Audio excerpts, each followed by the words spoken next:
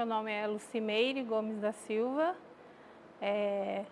nasci em 23/1 de 74 e nasci em Petrolina, Pernambuco. Minha infância foi bem legal, né? Um monte de criança, a gente morava na roça mesmo, sítio, né? Então os primos juntos, avó, avô. A gente fazia os próprios brinquedos, porque a gente não tinha dinheiro para comprar, né? Os pais da gente não tinham dinheiro para comprar brinquedos, assim. E a gente fazia os brinquedos de latas de óleo, né? Na época, latas de óleo. Meu avô fazia bonequinhos de madeira. E a gente jogava muita bola também, brincava de esconde-esconde e era isso. Eu vim para São José dos Campos primeiro com a minha tia, eu tinha 10 anos. Porque a minha tia queria que eu estudasse, né? Porque eu estudava lá na roça, aí ela falou, não, ela vem, mora comigo e estuda. Ela era de lá, mas ela casou e veio morar aqui em São Paulo, em São José dos Campos. Eu pensava em ser professora, aí fiz magistério, né, quando eu vim para São Paulo. Aí trabalhei, fiz estágio, né, em algumas escolas da prefeitura, fiquei uns 2 anos trabalhando lá. Aí depois eu vim aqui para São Paulo. Isso aí, estava trabalhando com babá, foi na época que eu engravidei do Igor, né, eu tinha 22 anos. Nada de anormal, tudo tranquilo. Fiz tudo bonitinho, pré-natal tudo, e o Igor nasceu perfeito, bonito e nada de anormal. E aí, quando ele tinha uns 2 aninhos, a pediatra pediu para colocar tipo uma creche, né? Aí foi aí onde tudo começou, né? Porque ele não parava. Em casa ele já não parava, mas a gente não sentia muita diferença, né? Mas aí na creche é que ele apontava, ele não falava as coisas que ele queria. E a gente tinha que falar para ele o que que era e ele repetia. Aí ele começou a aprender, né? Mas aí ele não parava. E aí depois da creche, quando saiu da creche foi para o EMEI na época, aí lá também ele ficava na sala, aí ele cansava de ficar na sala, ele queria sair, aí tinha que deixar ele sair, dar uma volta lá fora.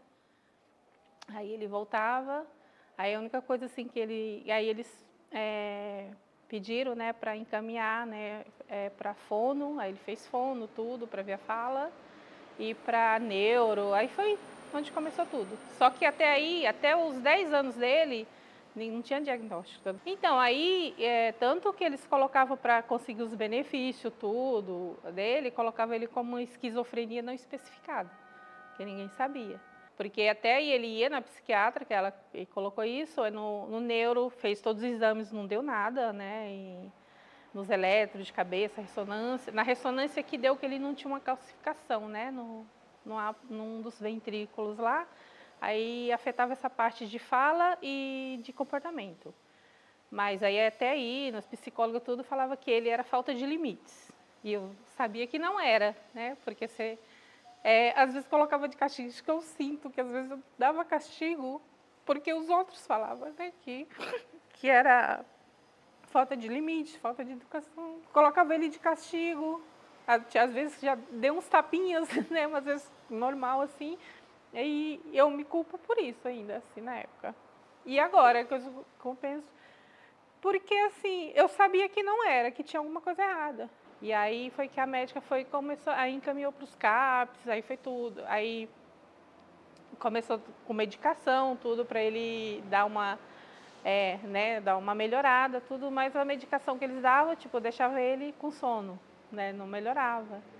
E aí, quando ele foi pro e-mail ainda, né? Já no final, aí tinha o Cefai, né, que acompanhava, e aí eu lembro dela, né, que é a Ana Luísa, que ela tinha uma amiga que trabalhava, que conhecia uma médica que trabalhava na USP, que fazia um tratamento com essas crianças, assim, né? Aí ela me encaminhou para lá. Aí foi onde tudo começou a fazer sentido. Aí com ela, aí tudo mudou, né? O jeito de... Daí ela me explicou o que era, assim, aí fez umas avaliações com ele e tudo. Aí foi onde tudo começou a até ter sentido, assim, né? Aí onde fez a primeira avaliação com equipe multidisciplinar, né? Além desse que ele passava na USP, ele fez com a equipe da APAE. Passamos lá. Aí foi onde fez toda a diferença, assim, mudou tudo. A deficiência dele, né, é deficiência intelectual moderada, só que ele tem todos os traços de autismo. Ele, né, questão de toque, de você mudar. Ele tem uma coisa em casa que está lá num canto. Você vai limpar, você muda. ele vai chegar e falar, por que que mudou? Aí ele vai e leva para o lugar. Então, tudo você tem que falar para ele antes. É. Aí tudo, você tem alguma coisa para ir, até tipo os cinemas, teatro, tal dia a gente vai em tal lugar. Então ele tem sempre que estar avisado antes. Aí a gente começa a ver que ter como agir com ele, se ele está fazendo alguma coisa, né, que a gente acha que é birra e não é. Aí a gente começa a ter, né, orientações assim de como fazer. Aí ele desde pequeno, assim, eu sabia que tinha alguma coisa errada e aí eu já desde pequeno eu já comecei a levar ele em cinema e em lugares que tinha barulho, porque ele não gostava, mas eu fazia. E até hoje, assim, barulho, cinema, teatro, ele vai de boa, só que ele ainda tem uma dificuldade com multidões, com muita gente. E aí eu sempre levava, quando tinha muita gente, eu nunca fiquei no meio do pessoal, eu sempre ficava afastada. E aí quando ele falava assim, quer ir embora ou alguma coisa que ele não quis ficar, eu mudava o foco, né? Começava a distrair ele com outra coisa e conseguia ficar. E às vezes não, ele falava não, quer ir embora, ele via alguma coisa que ele não gostou, sei lá, alguma coisa assim, ele fala quer ir embora, aí tem que levar embora, porque senão aí dá os 5 minutos, né? Mas demorou, assim. Aí o ruim é assim, porque ele está sentado num lugar de pessoas com deficiência. Então chega a gente, levanta que esse lugar é meu, sabe? E aí até hoje, às vezes, acontece isso, que é a deficiência que não vê, né? Que é a mais difícil, que eu costumo falar. É aquela que não é visível, né? Mas agora está mais tranquilo, assim, ele está bem mais tranquilo, gosta de passear bastante, só que ele ainda tem essa coisa com vínculo, né? Ele precisa criar vínculo para ele se desenvolver em qualquer lugar. E aí a dificuldade nessa agora está nisso, né? Porque a gente começa a fazer as coisas assim, quando ele começa a pegar um vínculo, já está no final no final do programa, da atividade. Aí depois, quando vai começar outra, ele demora mais um tempo. Porque, assim, eu acho que deveria ter uma coisa mais continuada. Ele foi super bem no Família Inclusiva, foi bem bacana. Aí o outro, o ano passado, que eu não lembro agora, também, né, que a gente fez junto. E aí ele foi de boa, gostou de fazer teatro, se apresentou e tudo. Teve uma época que quem me ajudou bastante foi a madrinha dele. Ela já faleceu, né, que já é de idade, mas ela, assim, eu conseguia sair para ir médico, assim, eu tinha que levar ele. Deixar ele sentadinho no banco enquanto entrava, como ele não podia entrar. Quando ela podia, ela ficava com ele, saía com ele. Tanto que, desde pequeno, eu morava com ela e ela ia no mercado com ele, né? E aí ela não descia do carro e fazia ele ir lá buscar pão para ela. E aí ela gostava do pão bem torradinho e ele ia pedir o pão torradinho. Só que na hora do passar no caixa, a gente tinha que falar para ele que tinha troco, porque senão ele passava, pegava e ia embora. Ele conhece as letras, mas ele não consegue, você falar tipo uma palavra pequena, tipo Ana, ovo, uva, ele consegue escrever, mas se você falar uma palavra maior, ele já não consegue. Só que se você ditar a letra, ele escreve. E a gente sai bastante, nos lugares que a gente vai mais, ele conhece o ônibus pelo número e a letra. Aí ele fala, esse a gente vai para tal lugar. Aí ele conhece, mas para ler, assim, ele não consegue. Então, ele gosta de parte cultural e gosta de mexer com as mãos, tipo coisa manual. Ele adora ver as séries lá, uns programas que tem de mecânicos, de carro, de moto e marcenaria.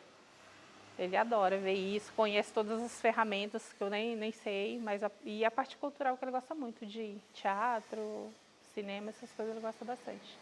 E aí foi onde o pessoal, onde falava para mim que tinha alguma coisa, eu ia lá, porque eu não sabia, né, nada e fui aprendendo assim. E eu queria cuidar dele para ele desenvolver, porque um dia eu não vou estar mais. Então o meu pensamento era esse, eu tenho que fazer alguma coisa. E eu ia. Se eu estava bem ou não, eu tinha que ir.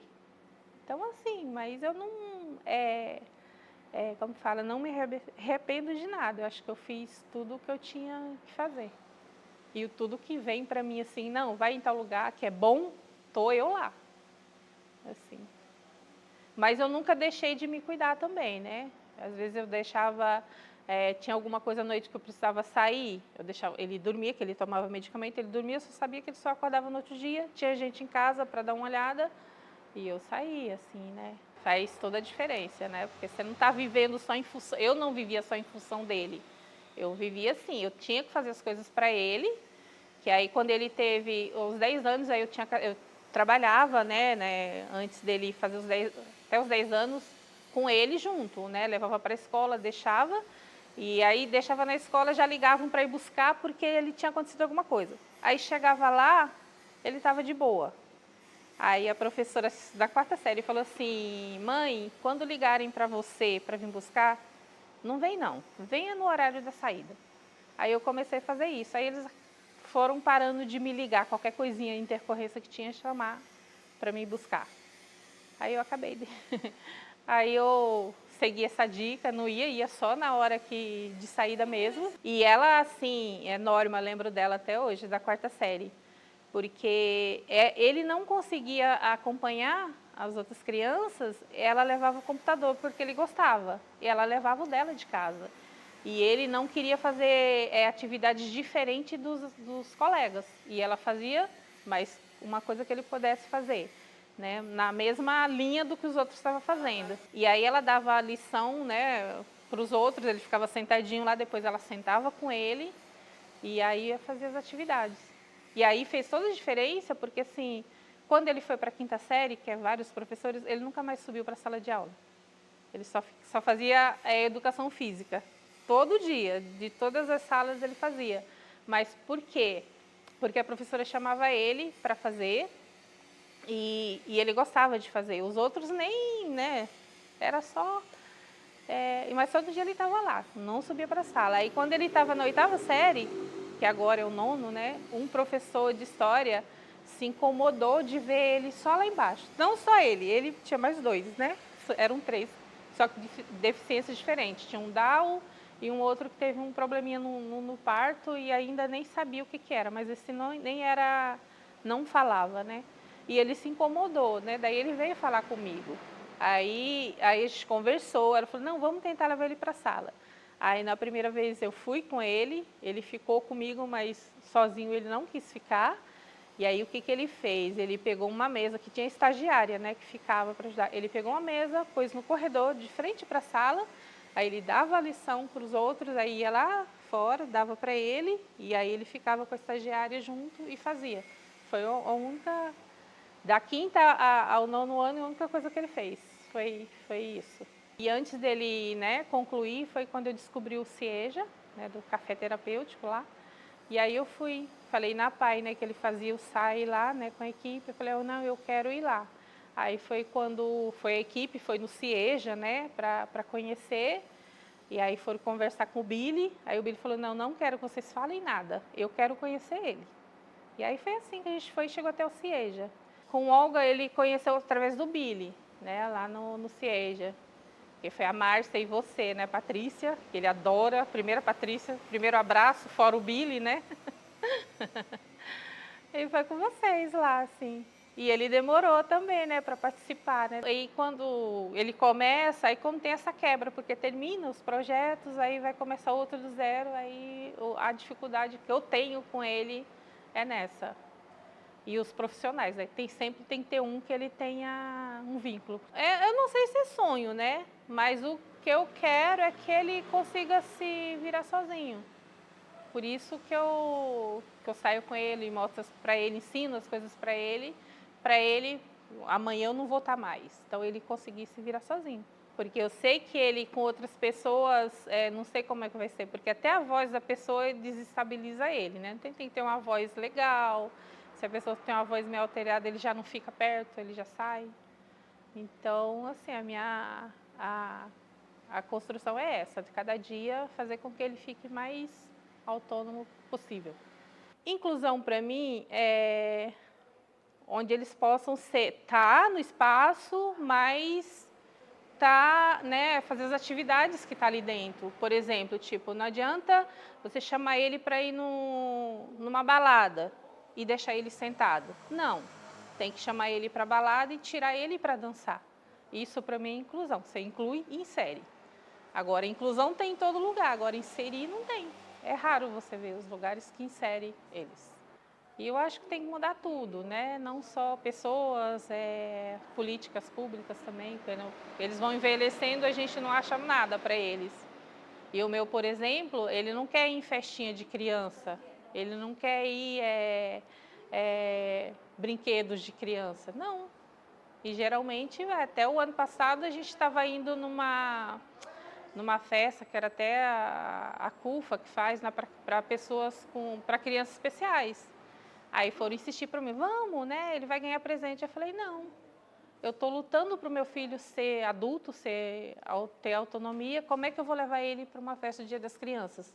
Se ele tivesse criança com deficiência. Aí até uma mãe falou para mim, não, mas eles são crianças. Eu falei, para você para mim não. São pessoas, né? Têm as características e estão crescendo. Não você vai tratar como criança, isso não. E é isso. Mas assim, eu sou uma só. Tem que ter mais gente com o mesmo pensamento, né? Que a maioria que eu vejo, que é todos eles ali.